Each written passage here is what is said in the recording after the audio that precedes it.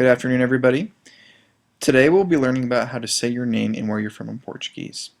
Okay, so just a little heads up, this is not that difficult, but if you do speak Spanish, it will be that much easier for you.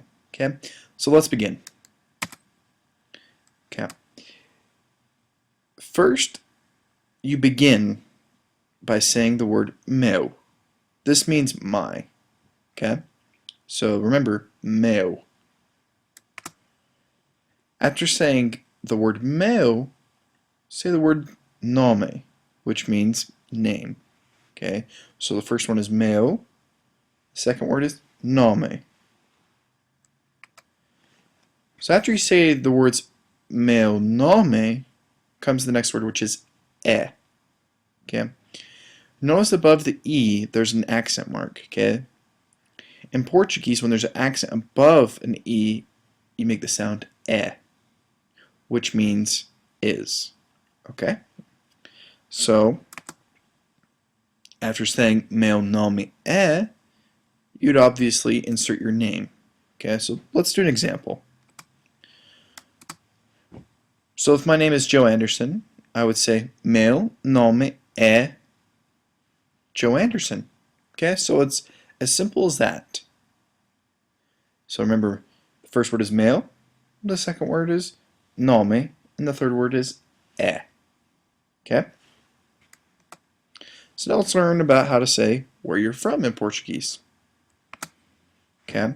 So there are 3 words in this one as well that you need to remember in order to say where you're from in Portuguese.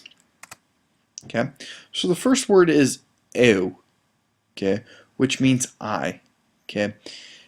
For some people it's difficult to remember that EU makes the sound eu. So if you want to repeat that, it's eu. That means I. Okay? The second word is so, which means am. So the first word is eu. The second word is so, which means I am when you say them together. The third word is de, or G.